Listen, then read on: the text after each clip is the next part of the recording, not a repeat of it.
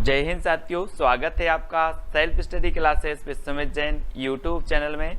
दोस्तों आज का वीडियो स्टार्ट हो चुका है और आज हम हिंदी में पढ़ने वाले हैं प्रयोगवाद की महत्वपूर्ण रचनाएं। ठीक है, इसके पहले हमने प्रगतिवाद को भी पढ़ लिया, ठीक है, छायावाद को भी पढ़ लिया। अब दोस्तों हम प्रयोगवाद के बारे में पढ़ेंगे। जिन भी साथियों ने अभी तक चैनल को सब्सक्राइब नहीं किया है वो चैनल को सब्सक्राइब कर लेना। और ये अपना व्हाट्सअप नंबर है दोस्तों, व्हाट्सअप ग्रुप का 9098609291। तो आपको व्हाट्सअप ग्रुप से अवश्य जुड़ना है, वीडियो को लाइक और शेयर जरूर करना है, ठीक है। और जो भी साथी चैनल के ज्वाइंट मेंबर बन सकते हैं वो ज्वाइंट मेंबर आपको जरूर बनना है, ठीक है। स्टार्ट करेंगे आज का ये वीडियो। सबसे पहला जो आपका जो रचना है दोस्तों, प्रश्न है वो है मैं वक्त के हूँ सामने कि रचनाकार कौन है। 2 सेकंड आपको दिए जाएंगे, आपको उत्तर बताना है। मैं वक्त के हूँ सामने कि रचनाकार कौन है। गिरजा कुमार माथुर, भवानी प्रसाद मिश्र, शमशेर बहादुर या फिर अज्ञे। तो मैंने आपको कई बार याद करवाया हूं दोस्तों कि वक्त के सामने क्यों खड़े हो गिरजा, वक्त के सामने क्यों खड़े हो गिर जाओ भाई। तो किसकी हो जी, गिरजा, तो गिरजा कुमार माथुर की, यानी कि ये नंबर आपका बिल्कुल सही हो जाएगा। और दोस्तों आपको पता है कि इसे 1991 में साहित्य अकादमी पुरस्कार भी मिला है। मैं वक्त के हूँ सामने के लिए गिरजा कुमार माथुर की रचना है और इसे 1991 में साहित्य अकादमी पुरस्कार मिल जाता है, ठीक है। अगला क्वेश्चन है प्लाट का मोर्चा की रचनाकार कौन है। अब 2 सेकंड आपको दिए जाते हैं और दोस्तों प्लाट के मोर्चे में कोई सियार को उतारोगे कि शेर को उतारोगे, जल्दी से बताना है। प्लाट के बोले सर बेटा प्लाट के मोर्चे में मैं सियार को नहीं शेर को उतारूंगा, यानी कि प्लाट का मोर्चा शमशेर बहादुर। किसकी होगी रचना, शमशेर बहादुर का। अब याद रखना है आपको, प्लाट के मोर्चे में सियार को नहीं शेर को उतारना है, तो शमशेर बहादुर यानी सा नंबर आपका बिल्कुल सही हो जाएगा, ठीक है।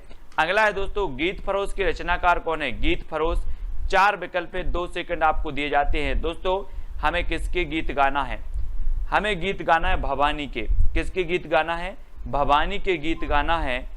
तो गीत फरोश रचना के रचनाकार कौन होंगे, कौन होंगे, भवानी प्रसाद मिश्र, यानी कि आपका जो विकल्प नंबर बी है वो बिल्कुल सही हो जाएगा, बी नंबर। 1956 की रचना मानी जाती है। और अगला है दोस्तों आंगन के पार द्वार के रचनाकार कौन है। और 4 विकल्प हैं और आपका बिल्कुल सही आंसर हो जाएगा कि आंगन के द्वार पर कौन खड़े हैं, अज्ञे खड़े हैं। आंगन के द्वार पर अज्ञे खड़े हैं और ये रचना अज्ञे की है, ये भी आपको याद रखनी है, ठीक है। चांद का मोह टेढ़ा की रचनाकार कौन है दोस्तों। 4 विकल्प हैं। मैं आपको बता दूं कि अगर व्यक्ति की मुक्ति हो जाए तो उसका जो मोह होता है वो सीधा नहीं रहता, ऐसा हो जाता टेढ़ा। चांद का मोह टेढ़ा, मुक्ति मिल गई तो चांद का मोह टेढ़ा हो जाता है। तो चांद का मोह टेढ़ा ये रचना किसकी होगी, मुक्ति बोध, यानी कि आपका जो सा नंबर है वो बिल्कुल सही हो जाएगा, ठीक है।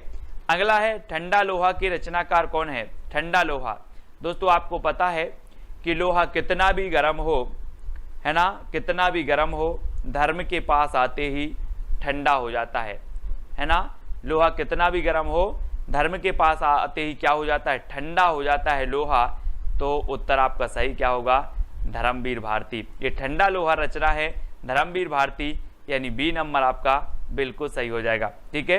काठ की घंटियां की रचनाकार कौन है दोस्तों। काठ की घंटियां, अब 4 विकल्प हैं, गिरजा कुमार माथुर, धर्मवीर भारती, सर्वेश्वर बहादुर, सर्वेश्वर दयाल सक्सेना या फिर अज्ञे। अब एक चीज बताना, काठ की घंटियां यानी कि बहुवचन में शब्द है, घंटियां यानी बहुत सी घंटियां। अब काठ की घंटियां हैं दोस्तों तो इनका हमें क्या करना पड़ेगा, सर्वे करना पड़ेगा कि कितनी घंटियां हैं। सर्वे करोगे कि ऐसे ही बता दोगे कि 5 हैं कि 10 है, पहले काठ की घंटियां का हमें सर्वे करना है। तो काठ की घंटियां के रचनाकार कौन होंगे, सर्वेश्वर दयाल सक्सेना, ठीक है। कुआनो नदी भी इनकी रचना है, ठीक है, ये भी आपको याद रख लेनी है। काठ की घंटियां, जंगल का दर्द भी इन्हीं की रचना है, ठीक है। खूंटियों पर टंगे लोग भी इन्हीं की रचना है, इनको याद रख लेना है। सिर्फ सर्वे आपको याद करना, सर्वे, काठ की घंटियों का सर्वे करना है।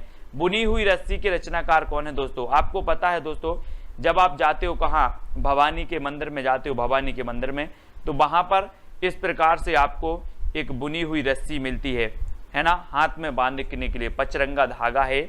बुनी हुई रस्सी आपको भवानी के दरबार में मिलती है। कहाँ मिलती है? भवानी के दरबार में। बोले सर भवानी के दरबार में तो बुनी हुई रस्सी मिलती है, तो ये बुनी हुई रस्सी के रचनाकार कौन होंगे? भवानी प्रसाद मिश्र, यानी डी नंबर आपका बिल्कुल सही हो जाएगा। ठीक है, अगली है दोस्तों, महावृक्ष के नीचे 1977 के रचनाकार कौन है? गिरजा कुमार माथुर, धर्मवीर भारती, अज्ञेय या फिर भवानी प्रसाद मिश्र। महावृक्ष के नीचे, है ना, हम बोलते नहीं है कि वृक्ष के नीचे कौन सोया है, आप बोलोगे अज्ञेय, पता नहीं। वहां वृक्ष के नीचे, महावृक्ष के नीचे या फिर वहां वृक्ष के नीचे कौन सोया है? अज्ञेय, पता नहीं। अज्ञेय, तो ये अज्ञेय की रचना है, महावृक्ष के नीचे अज्ञेय। ठीक है, सा नंबर आपका बिल्कुल सही हो जाएगा। अगला है, सपना अभी भी के रचनाकार कौन है? 2 सेकंड आपको दिए जाते हैं दोस्तों। सपना अभी भी है काय का? धर्म करने का। सपना अभी भी है धर्म करने का, तो धर्मवीर भारती, यानी उत्तर आपका सही क्या हो जाएगा?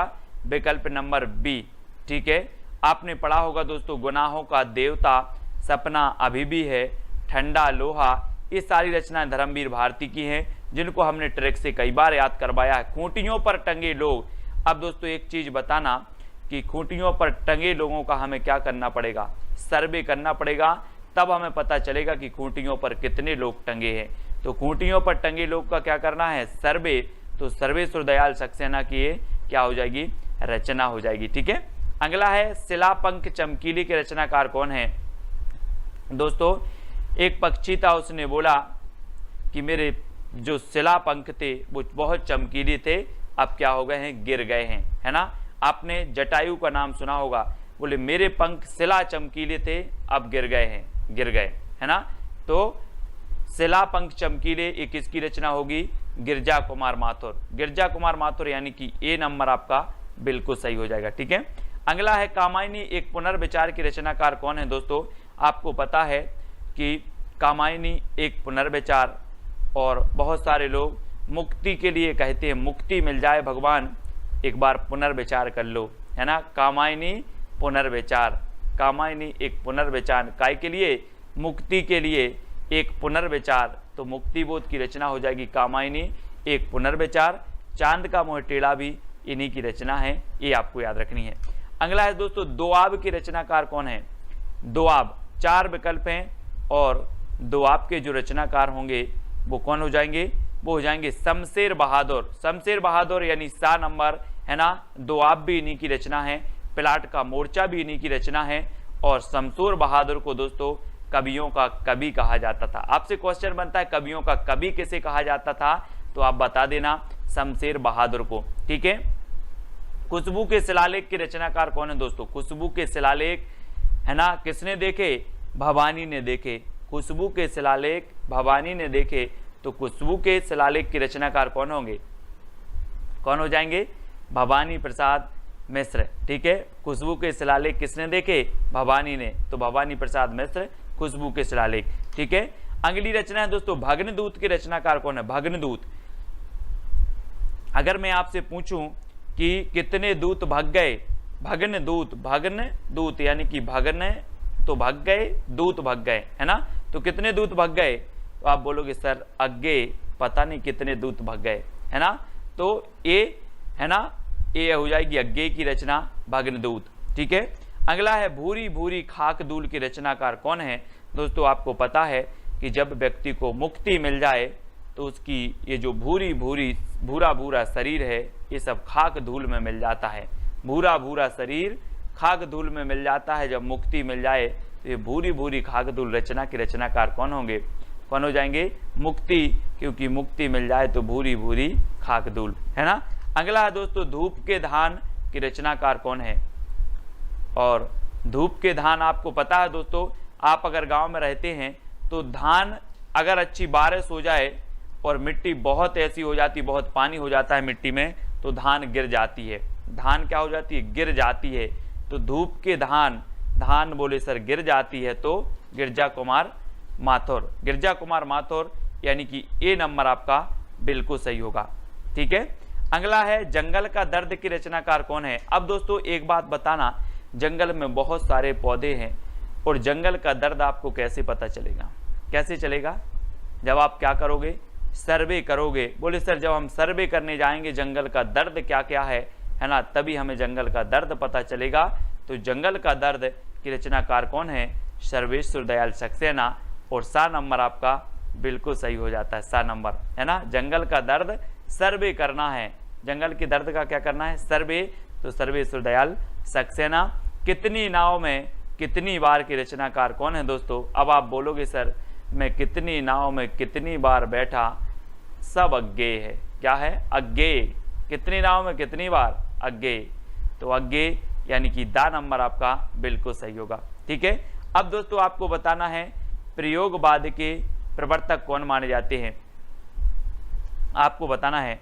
ये दोस्तों इसी रचना के लिए मिला है इनको ज्ञानपीठ पुरस्कार, कितनी नाव में कितनी बार के लिए, है ना। इसको याद रख लेना। और प्रयोगवाद के जो प्रवर्तक माने जाते हैं वो कौन माने जाते हैं, ये कमेंट में चैलेंज प्रश्न है, आपको लिखना है। गिरजा कुमार माथुर, धर्मवीर भारती, सर्वेश्वर दयाल सक्सेना या फिर अज्ञेय कौन माने जाते हैं, ये कमेंट में सभी लोग लिखेंगे। जितने लोग भी देख रहे हैं वीडियो को लाइक करें। और इसके पहले बहुत सारे वीडियो आपके डल चुके हैं दोस्तों, हिंदी साहित्य ट्रिकी वीडियो, मोस्ट इंपॉर्टेंट कई वीडियो डल चुके हैं। आप प्लेलिस्ट में जाके देखें हिंदी साहित्य ट्रिक्स, है ना, तो जरूर देखेंगे।